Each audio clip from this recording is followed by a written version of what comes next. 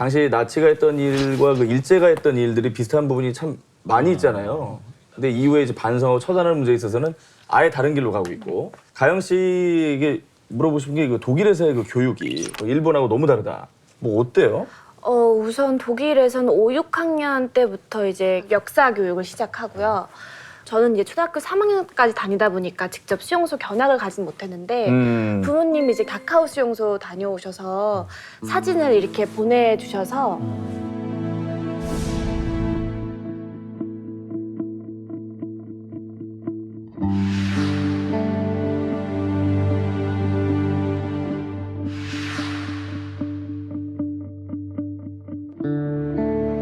아직까지 다카오 수용소에도 1년에 거의 80만 명이 오기도 하고요. 그리고 독일 내에서도 사실 히틀러나 이 나치에 대한 문제는 굉장히 예민해요. 그리고 교육을 할 때도 이제 본인 나라에 대한 부끄러움, 치부를 다 드러내고 그거에 대한 반성도 정말 깊이 하고요.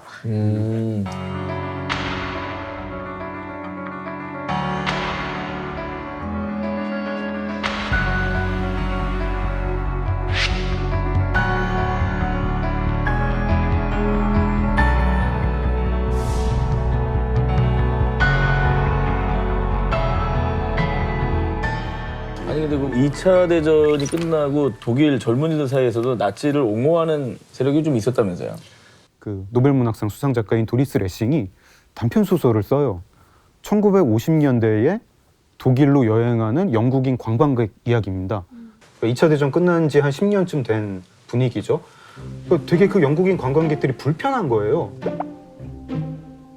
밤에 독일 사람들 파티를 하는데 갔더니 한참 분위기 좋아지니까 히틀러를 포함해서 독일 장군들 찬양하는 노래를 불러요. 그래서 흥겨워가지고 히틀러 정말 나쁜 놈이죠. 나쁜 놈인데 그래서 좋은 일도 좀 했죠. 뭐 그때는 뭐 도로도 깨끗하고 뭐 이런 식으로 약간 그런 게 묘사가 돼 있는데 이게 뭐 그렇게 전쟁 직후에 막 엄청나게 뭐 마음 깊이 사주한 느낌은 아닌 것 같다.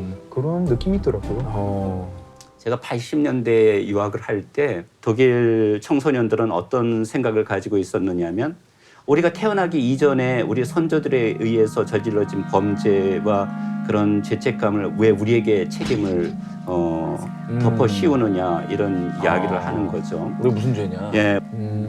그러니까 2차 세계대전이 끝나고 나서 지금 2019년 이르기까지 끊임없는 소위 말하는 역사 교육이 이루어졌기 때문에 이 문제를 비교적 합리적으로 비판적으로 볼 수 있는 역량이 독일인들에게 있다 이렇게 평가를 하는 거잖아요. 네네. 뿐만 아니라 1년 365일 이 나치의 만행에 관련된 다큐멘터리라든가 아니면 영화라든가 맞아요. 독일의 공영방송에 끊임없이 반복돼서 나오거든요. 아직도요? 아직도 나오죠. 아직도 나오는 거예요. 우리가 이제 지도자를 영어로는 리더라고 그러거든요. 네.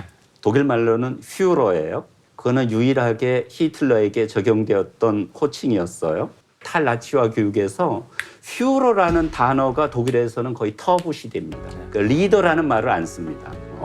그럴 정도로 반성과 성찰이 이루어졌기 때문에 오늘날 지금 저 독일이 유럽에서의 지도적인 역할을 하는 것 아닌가. 근데 유감스럽게도 한국과 일본의 관계는 이제 그렇지가 못한 거죠. 그 부분은 제가 좀 예. 말씀을 드릴게요. 예. 그러니까 왜 일본은 독일처럼 못하냐. 이거는 냉정한 어떤 정치적 현실과 국제적 관계, 쉽게 얘기하면 정말 우리나라는 국군이 지지리도 없었던 거예요. 히틀러 패망했잖아요. 네. 반대당이 집권을 한 거예요. 그럼 반대당이 집권을 하면 모든 정책을 바꾸고 기존의 히틀러 나치당이 했던 거를 다시는 이런 일이 벌어지지 않도록 계속 교육을 시켜야 될 거 아니에요. 그게 지금까지 내려오는 거예요. 일본은 어땠냐? 일본이 패망을 했어요. 그럼 미국이 일왕부터 시작해가지고 전부 다 그 전범들을 처단을 해야 되는데 마침 그때 이제 냉전의 조짐이 보이는 거예요. 소련이 부상을 합니다. 소련이 이미 한반도에 들어온 상황에서 광복이 되잖아요. 미국이 딱 보니까 뭐야?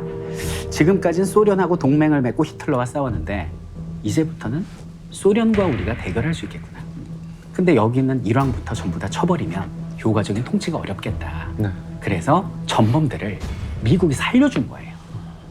이러다 보니까 일본의 그 전범들의 그 정권이 지금까지 쭉 거슬러 내려온 거죠. 그래서 지금 이제 아베 신조 총리의 할아버지가 그 당시에 A급 전범이었고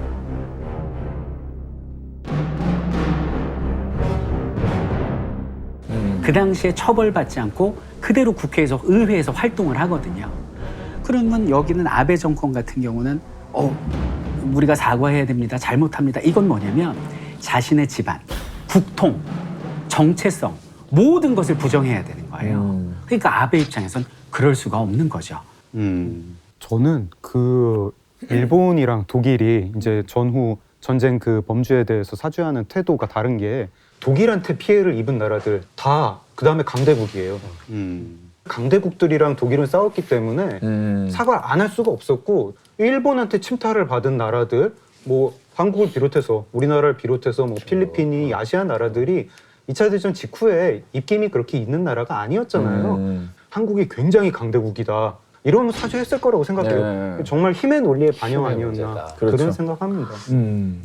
아니 근데 왜 이렇게 인종 청소를 자행했는가? 왜 이렇게 유대인들을 몰살했냐? 원론적인 질문. 히틀러가 그 유대인들이 원래 지금의 그러니까 팔레스타인 땅에 살았어요. 근데 그때 이제 유대인들이 로마 제국 시절에 탄압을 피해서 떠나요. 자기들이 살던 팔레스티나 땅을 떠나. 근데 난민이다 보니까 유럽 사람들이 하기 싫은 3D 업종을 주로 합니다. 근데 유럽 사람들은 금융업을 되게 천시해요. 근데 유대인들은 뭐 천시하니까 자기들이 해야죠. 근데 문제는 뭐냐면 너무 똑똑한 거예요, 사람들이. 그 금융으로 돈을 엄청나게 법니다. 부르주아 놈들, 금융인들이 이렇게 된 거죠. 그래서 근데 히틀러가 이제 나치당을 만들고 내부적으로 독일을 결속시켜야 되는데 내부적 결속을 하기 위한 방법이 뭐죠? 외부에 적을 만드는 거예요. 누구 하나의 희생양이 필요하거든. 근데 딱 보니까 유대인이야. 유대인은 다 싫어하거든요. 요거 잘 걸렸다. 희생양을 삼은 거죠. 아니 이적 씨가 이 책을 읽으시면서 좀 불편한 부분이 있었대요. 그러니까 저도 그렇지만 이제 한나 아렌트가 매우 불편해했던 부분. 한나 아렌트가 이게 이 마음속에서 끝까지 용서할 수 없음 같은 것이 있어요. 위쪽에 유대인 지도자들이 얼마나 아이헤만과 협조를 했는지를 자세하게 기술하고 그리고 거기서 특권적 유대인들, 그러니까 이른바 좀 유명한 셀럽 유대인들이죠. 뭐 학자든 뭐 기업가든 뭐 그런 사람들을 어떻게 거기서 이렇게 조금씩 빠졌는가.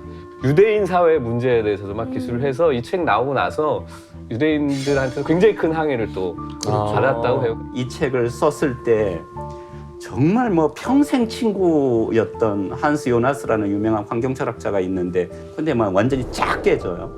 너가 어떻게 우리 유태인 공동체에 이런 피해를 줄 수 있는가? 너 정말 유태인 맞냐? 이럴 정도였던 거잖아요. 우리 유태인에게도 어느 정도 책임이 있다라고 이야기할 수 있는 용기를 한나 아렌트가 보여줬다는 거. 예. 이게 정말 말할 수 있는 용기잖아요. 사실상 지금 이스라엘에서 비유대인하고 결혼하는 것은 거의 금지시 돼 있지 않느냐. 지금 이스라엘이 그때 독일 사람들을 욕할 입장인가 싶다. 뭐 이런 구절이 나와요. 근데 그거는 사실은 안 건드려도 되는 부분이잖아요. 근데 그런 민감한 문제를 그냥 싹 건드리면서 가요. 이건 내가 말하고 지나가야겠다. 내 목에 칼이 들어와도. 뭐 이런 느낌이 전해지니까 이 한 문장 한 문장이 굉장히 가슴을 치는 것 같아요. 가영 씨가 책 보면서 이제 인상적이었던 게 나치의 언어 규칙? 네. 너무 인상적이어서 뭐 적어왔다면서요? 네. 모든 서류에는 그 몰살이라는 걸 언어 규칙 최종 해결책으로 다 쓰여져 있다고 나와 있어요. 몰살? 그리고 학살센터로 이동시키는 걸 재정착, 가스살인을 안락사시킨다라는 표현으로 썼다고 하는데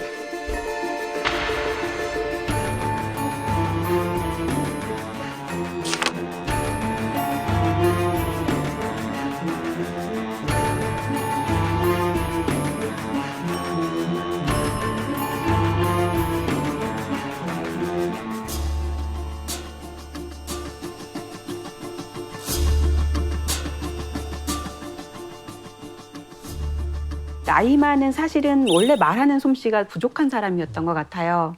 관용어가 얼마나 편했겠어요. 네. 거기다가 아이만은 나중에 시간이 지나면서 히틀러랑 자기를 약간 동일시하는 측면이 보여져요. 그리고 이상화하는 거죠. 그러니까 비판적 사고 따위는 이제 필요 없어지는 거죠. 양심이 거리낄 이유가 없어지. 이건 양심의 문제가 아니기 때문에 그런 측면에서 보면 사고력이 부족하고 어휘력이 부족한 아이만한테는 너무 딱이었던 거죠. 이 언어 규칙이 네. 심리적인 어떤 죄책감을 느낄 이유도 덜어줄 없이 수 만들어주니까요. 제가 이 얘기를 하면은 정말 다들 놀랄 것 같은데 뭔데요? 그런 뭔데요? 거 많이 쓰지 않나요? 저는 특히 이제 기업에서 많이 쓰는 것 같아요. 뭐. 사람 잘라야 된다. 그럴 때 그렇게 표현 안 하잖아요. 경영 합리화. 노동시장의 유연화. 거북한 거 얘기할 때 그냥 뭐 전략적 대응 뭐 이런 식으로 우리 뭐 좀 안 좋고 좀 찜찜한 거 해야 돼 할 때 뭐 그런 식으로 하는 용어들 우리 은근히 많이 쓰고 있고 네네. 이제 또 나치의 언어 규칙 중에 유대인을 되게 비위생적이고 더럽게 보는 거 아까 이제 뭐 오염된 네. 피라는 식으로 네네. 추하게 하는 그것도 우리가 일상생활에서 많이 쓰는 것 같아요. 이상 뭐 어떻게? 뭐 예를 들어가지고 자기가 싫어하는 집단 뒤에다 충 붙이는 거 인간이 아니라 벌레라는 거 아닙니까? 뭐 무슨 충 다 갖다 붙이잖아요. 와닿네요. 네. 그리고 뭐 SNS에서 어떤 싫어하는 주장을 봅니다. 그럼 우리 반응이 뭐냐면 토 나온다, 역겹다. 그러면은 저 사람이 틀리다 옳다 이 얘기보다 저 사람이 더럽다 깨끗하다 이거에 더 반응하거든요. 똑같네. 혐오를 조장하는 게 가장 수월한 그렇죠. 방법이거든요. 사람을 죽인다는 것에 대해서 양심의 가책을 느끼지 않는 사람은 없잖아요. 38년도 동부에서 학살을 할 때는 어떤 방식이냐면 대부분 총살이었어요. 그럼 1년 들어서고 나면 총살을 해가지고 쓰러지고 시체 위에 또 시체가 덮고 뭐 이런 끔찍한 광경을 보면서 정말 냉혹한 군인이라고 하더라도 이 총을 쏘기가 쉽지가 않은 거예요. 그러니까 이 사람들의 스트레스를 어떻게 해결해 줄까 이러다가 발명한 것이 간단하게 얘기하면 가스실인 거죠.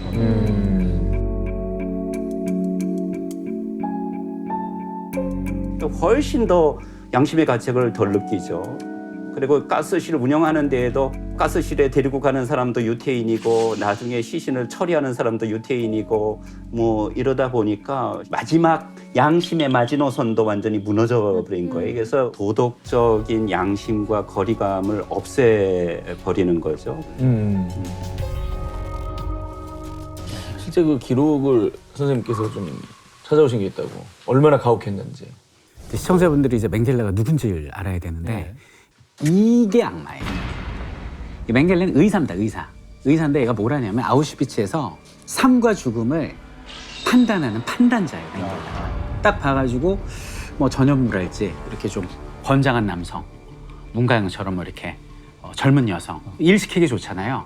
그럼 이제 노동자로 보내고 임신부거나 아니면은 어리거나 병에 걸려서 콜록대거나 이 사람들은 전부 다 가스실로 보내는. 그래서 이 사람 별명이 죽음의 천사예요.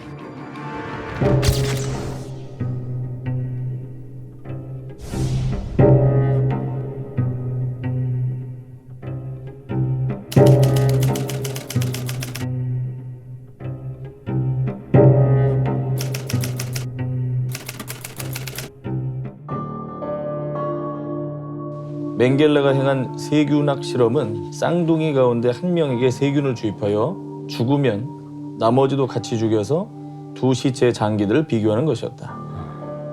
어떤 쌍둥이들은 죽을 때까지 얼마만큼 혈액을 뽑을 수 있는지를 확인하는 실험에 사용되기도 했다. 맹겔레는 쌍둥이의 혈관과 기관들을 붙여 샴 쌍둥이를 만들려고 노력했다.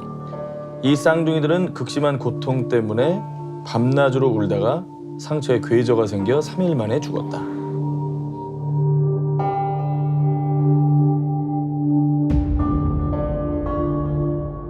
더 잔인하고 참혹했던 건 그 일본군 마루타 실험 기록을 제가 본 거예요.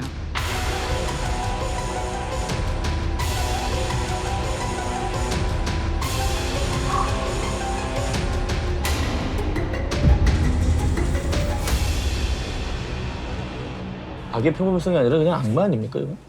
저런 생체 실험의 현장들, 그 당시에 있었던 실제의 사진, 뭐 기록들 이런 것들을 보면 야, 인간이 어떻게 이런 일을 할 수 있는가 좀 뭐 이해가 안 되는 거죠.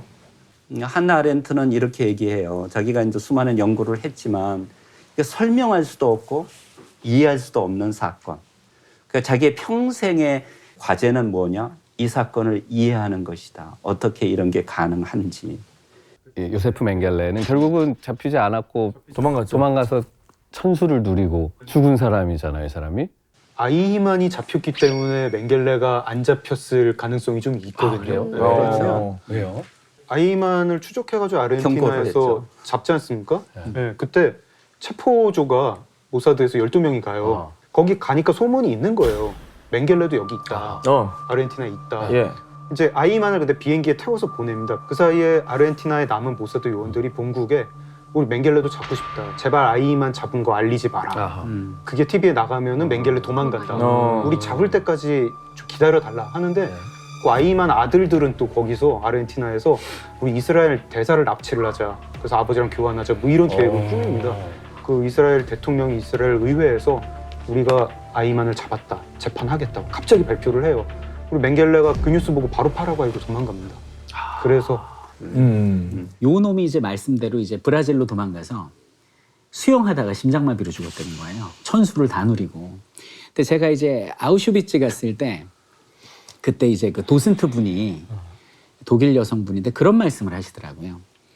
그 당시에 이 말도 안 되는 그 마취도 없이 이뤄진 그 수많은 생체 실험 때문에 엄청나게 의학 기술이 발전을 했고 그 혜택을 지금 우리가 누리고 있다는 거예요. 그러니까 우리 가족이, 내가 지금 이렇게 건강하게 살 수 있는 그 배경에 그 당시 죽어간 유대인 어린이와 수많은 그 몸에 집시들, 문제 있는 사람, 뭐, 집시들 예. 이런 사람들의 죽음이 밑바탕이 됐다는 거죠. 그래서 그 죽음을 우리는 기억해야 된다.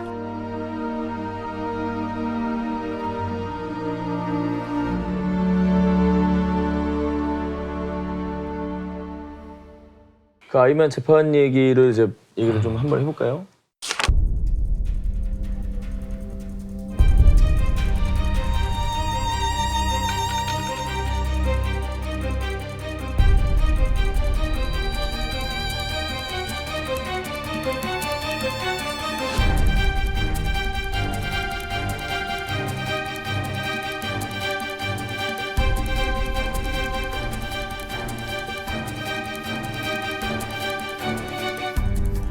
법정에 서게 될 거라는 걸 미리 알고 있었던 상황이고 사실은 붙잡혔다기보다는 붙잡혀 준 것 같은 그런 물론 허풍일 수도 있지만 그 독일의 청년들이 죄책감을 느낄 필요가 없다.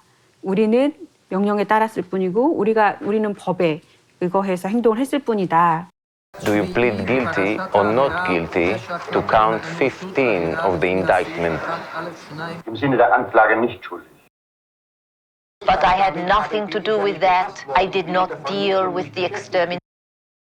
Ich habe den Befehl gehabt, ich habe sie nicht vernichtet.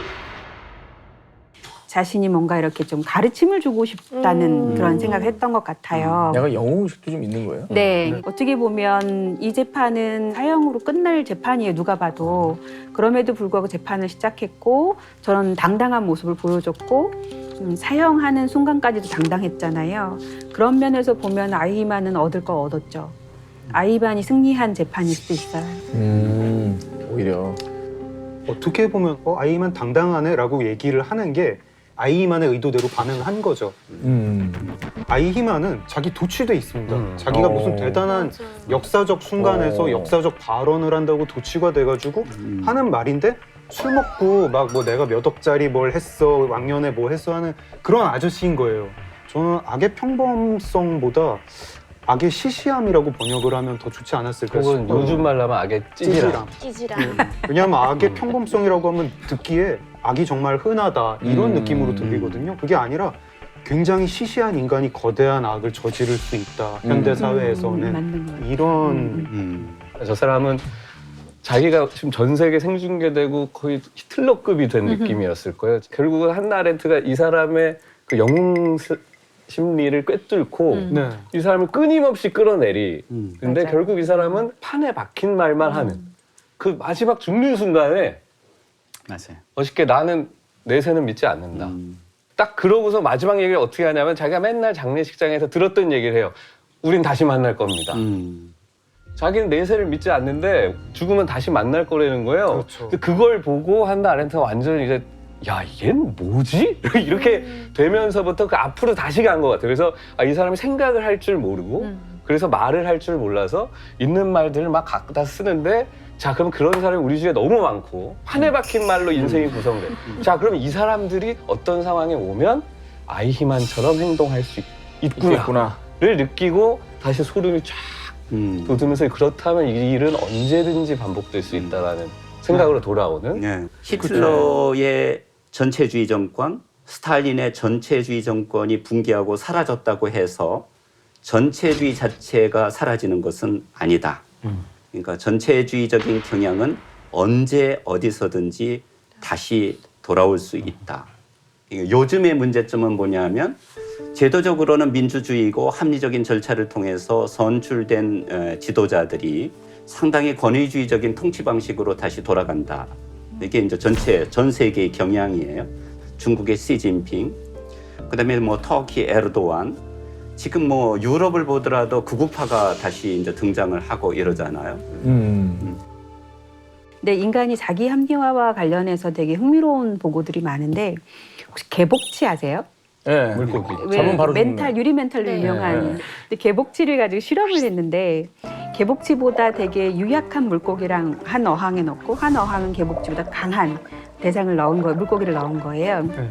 근데 흥미로운 건 개복치보다 작은 물고기랑 있었던 개복치는 점점 포악해지는 거예요. 개복치보다 더 강한 물고기랑 넣었던 개복치는 점점 이제 점점적이 위축되는 거고요. 근데 이게 이제 소위 승자 효과인데 그렇게 한번 이겨보면 조금 더 큰 물고기를 만나도 배짱이 생기고 배짱이 생겨서 한번 이겨본 사람은 계속 이긴다. 뭐 이런 효과를 설명하기 위해서 많이 나오는 얘기거든요. 근데 이 아이히만도 처음에는 이렇게까지 이게 거대 자기가 아니었어요. 유대인을 뭐 이송하고 이주시키고 유대인과 관련된 일이 그 비중이 커지면서 이 사람이 점점 이제 그 부풀어 오르기 시작하거든요. 그래서 이게 유대인이 이 사람한테는 인생에 너무 중요한 어떤 도구가 되는 거예요. 승리자가 되기 위한 도구처럼 이렇게 변질되어 가고 그 과정에서 끊임없이 자기 합리화라는 걸 소위 하게 되는데 이런 현상이 그 혹시 요즘 그루밍 많이 들어보셨죠? 네. 성적 길들이기라고 해석을 많이 하는데 뭐 예를 들어서 어린아이를 자기가 성적 대상으로 삼기로 표적을 삼으면 길들이기라는 걸 소위 해요. 서서히 접근하고 맛있는 걸 사주고 관심을 끌고 이런 행동을 하고 결과적으로는 성적인 접촉에 대한 심리적 저항을 하지 못하게 만드는 상황. 나중에는 아이도 공범이 되게 만들어요. 그래서 아이 스스로 나도 이 행위의 공범이기 때문에 이걸 내가 어른들에게 폭로하면 내가 벌 받을 거야 라는 생각을 하게 되고 점점 이 굴레에서 벗어날 수 없게 만드는데 흥미로운 건 이 대상 길들이기잖아요. 아동 길들이기 전에 자기 길들이기를 먼저 해요. 그래서 소위 어떻게 하냐면 내가 저 아이에게 이걸 해주는 건 저 아이가 원했기 때문이야. 내가 이걸 해줌으로써 저 아이는 행복해질 거야 라는 생각을 해요. 먼저. 그런 생각들로 자기를 먼저 충분히 길들이고 나면 죄책감이 느껴지지 않는 거죠. 이것도 아이만하고 비슷한 메커니즘인 것 같아요. 그렇겠죠. 그 아이만하고 달리 홀로코스트 당시에 유대인을 도와준 사람이 또 있다고 하더라고요. 네. 저는 이번 책 읽으면서 이제 뭐 이 자료 저 자료 좀 찾아보다가 근데 아이만하고 너무 대비되는 인물이 있더라고요. 그게 우리가 너무 잘 알고 있는 오스카 쉰들러였어요. 깜짝 놀란 게 저는 쉰들러가 굉장히 좋은 사람인 줄 알았어요. 네. 쉰들러가 굉장히 좀 별로예요. 전형적인 자본가인데 소위 말하면 약간 이 스타일이에요. 이 스타일에서 이제 독일인이잖아요. 그래갖고 나치에 좀 이거를 해가지고 군속 공장을 하나를 이제 얻은 거예요. 얻었는데 딱 보니까 노동자를 쓰려면 돈이 나가잖아요. 근데 유대인들을 수용소에서 데려오잖아요. 공짜예요. 야, 요거 좋다. 공짜로 부려먹어야지. 라고 생각해서 유대인들을 데려왔는데 이 사람들 보면서 이게 뭐 측은지심에 감화 감동이 일어나는 거죠. 그래서 이 사람들을 조금씩 빼내기 시작해요. 힘없는 어린아이, 여성, 병든 사람들을 노동자라고 속이고 데려와서 보호해주기 시작합니다. 중간에 몇 번 걸렸대요. 나치 친위대한테. 그때 이 사람이 자신의 피 같은 자본가한테 있어서 돈은 피 살덩이거든요. 뇌물을 주면서 계속 빼냈다는 거예요. 정말 이렇게 아름다운 뇌물은 처음 봤어요, 저는. 그래갖고 1000명 이상을 살리는데 이게 쉰들러 리스트더라고요. 저게 희망이죠. 뭐 사실 뭐 상황이 아무리 절망적이라고 하더라도 아무리 자기에게 죽음의 위협이 닥친다고 하더라도 저렇게 할 수 있는 사람이 그래도 있다는 게 이제 희망인 거죠. 뭐 제가 이 책을 읽으면서 악의 평범성에 대비되는 선의 평범성에 대해서 정말 많은 생각을 했었는데 합리적인 수준만으로 보면 그럴싸한 거예요. 그때는 그럴 수밖에 없었다. 근데 그럼에도 불구하고 인간은 이걸 뛰어넘는 의사결정을 제법 많이 해요. 그러니까 달라이라마가 한 말 중에 세상에서 끔찍한 일이 하나 발생하면 수천, 수백만 개의 선한 일들이 발생한다고 얘기하거든요. 그러니까 우리가 가지고 있는 또 다른 측면인 거예요. 예를 들면 이런 거예요. 아버지가 어떤 사람에 의해서 살해가 됐어요. 그리고 그 재판정에 갔는데 살인자의 딸이 나와 있는 거예요. 근데 이제 유족이신 이분이 그 딸을 보면서 측은지심을 가져요. 살인자의 아버지를 바라보는 저 딸은 얼마나 가슴이 아플까. 이게 사람인 것 같아요. 이렇게 악이라는 것을 정말 응집해서 모아놓은 수백 페이지 이 책을 보면서 경악하지만 놓치지 말아야 될 건 또 이런 지점인 것 같아요. 인간이 충분히 선량할 수 있다는 것 같아요. 8천만 명이 되는 독일 국민이 거의 대부분의 국민들이 순종하고 복종하고 따랐거든요. 이게 의문인 거예요. 근데 그거를 알려면은 독일의 문화와 역사를 좀 알아야 되는 것이 이걸 표현하는 독일 속담이 있어요. 라트파러 멘탈리테트 이래요. 그러니까 자전거 타는 사람 이렇게 이야기를 해요. 자전거 타는 사람이 어떻게 타느냐 하면 고개는 숙이고 그러니까 발은 그냥 밑에 꽉꽉 누르고 이런 얘기. 자기보다 약한 사람들은 뭐 억압하고 자기보다 높은 사람들에서는 비굴할 정도로 고개를 조아리는 사람들을 라트파러, 소위 자전거 타는 사람이라는 것이 일상 관용어로 쓰일 정도로 되게 권위주의적이었어요. 그런 상황이에요. 그래가지고 아이히만 보고 너 왜 있잖아 개인적인 위협도 없는데도 불구하고 다른 거야. 그랬더니 주위에 어느 누구도 우위에 대해서 잘못됐다고 이야기하는 사람을 내가 들어본 적이 없다. 네. 이건 잘못된 것 아닙니까? 이런 이야기를 해야 되는데 한 명도 그런 것을 이야기하는 사람이 없었다는 거고. 무섭네. 네. 두 번째는 뭐냐면 총통이 무엇이 선이고 무엇이 악인 줄을 안다. 그래서 우리는 지시하는 것을 그냥 준수하면 된다. 이렇게 되는 거죠. 위에서 명령을 하면 밑에서는 무조건 따라야 한다. 이것이 우리나라에 없는가요? 그러니까 저는 요즘 우리나라에서 뭐 언급되고 있는 갑질 문화는 완전히 수직적 문화에서 나오는 그런 아주 나쁜 부작용이거든요. 그러니까 그럴 때에도 주위에 있는 사람이라도 어떻게 그런 일을 할 수 있습니까? 하고 말을 해야 되거든요. 말을 안 해요? 말을 안 하면 결과적으로는 우리가 동조자가 되는 거거든요. 말할 수 있는 능력 갖추면 폭력적인 정권이 들어온다고 그러더라도 이와 같은 전체주의로는 흐르지 않는다 이런 거거든요. 그 어느 독일인의 삶이라는 책이 있는데요. 네. 실제로 브룬힐데 폼젤이라고 괴벨스 밑에서 일했던 비서분이 쓴 책이에요. 근데 이 폼젤도 사실 나치의 만행을 종전이 된 이후에야 알았다고 썼거든요. 그래서 그 중에 구절들 중에서도 자신이 맡은 일에서 어떻게든 잘해보려고 노력하는 것이 그렇게 잘못되고 이기적인 일인가요? 그게 설사 남에게 피해를 주는 일이라는 걸 알았다고 하더라도 말이에요. 하지만 그걸 알고서 누가 그랬겠어요? 우리는 근시안적이었고 무관심했어요. 그것은 내 책임이 아니에요. 난 아무것도 하지 않았고 잘못한 것 같은 느낌도 들지 않아요. 난 정치에 관심이 없었고 나이가 들고 나서야 정치에 관심이 생겼다고 폼젤은 적어놨거든요. 근데 이걸 보면서도 이렇게 정치에 대한 무관심이 사실 나치에 대한 성공과 비상에 대한 원인이 되기도 한 거였잖아요. 그런 거에 되게 반성을 하게 만들더라고요. 혹시 나도 정말 먹고 사느라 시간이 없어서 정치적으로 무관심했기 때문에 나는 잘못이 없다라고 말하게 되지 않을까라는 되게 경각심이 일어나더라고요. 저는 이 책을 보고 그러는 와중에 그저께인가 신문을 이렇게 펼쳤는데 네. 이 책이 왜 시의성이 없지 않은지를 느꼈어요. 왜 시의성이 아직도 있는가? 지금 저는 그냥 뭐요? 이 신문을 제가 그냥 찍어서 작가분들한테 보내드린 건데 위에 기사는 그 쿠르드족 인종 청소 우려에 대한 거예요. 맞아. 얼마 전에 그래서 있었죠. 쿠르드족이야말로 나라 없는 민족 중에 3천만 명이 넘는 그러니까 쿠르드 쪽은 뭐 터키 조금, 시리아 조금 뭐 이렇게 살고 있는데 3천만 명이면 어마어마한 인구잖아요. 그렇죠.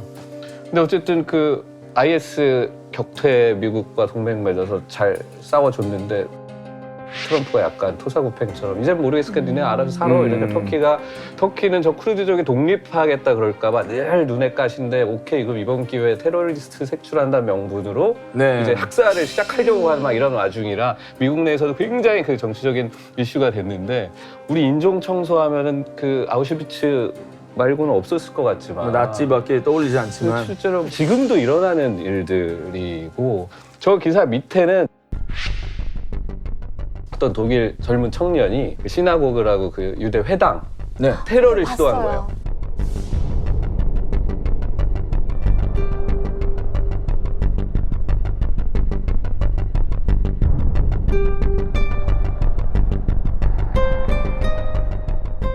골수 반유대주의자가 아우슈비츠 홀로코스트는 없었다. 저거 다 뻥이다. 영화처럼 만든 거고 와. 이거 다 거짓말이고 어머. 지금 2019년 10월에 독일에서 그 얘기를 하고 있는데 한 면에 저게 딱 실려 있는 거예요. 그래서 이게 우리가 이거를 1945년에 2차 대전이 끝나고 이 재판이 끝난 지도 지금 몇십 년이 흘렀으나 이 이슈들은 아직 우리 곁에 생생하게 살아있고 특히나 우리는 인종주의라는 이슈를 다뤄본 경험이 굉장히 없잖아요, 한국은. 그렇죠. 인종주의는 없죠. 그 지금 이 다문화 사회에서는 더더욱 이제 한국인의 정체성을 넓혀야 되는데 네네. 이제 다양한 인종들이 들어와서 우리 국적을 얻고 이제 투표권을 갖고 정치적으로 이익단체나 정당을 만들고 자신들의 기업이 만들어지고 뭐 이런 일이 우리가 겪지 않을 일이 앞으로 벌어졌을 때 얼마나 우리가 성숙한 판단을 할 수 있을 것인지 한번 되새겨 볼 타이밍이라는 생각이 좀 들더라고요, 저는.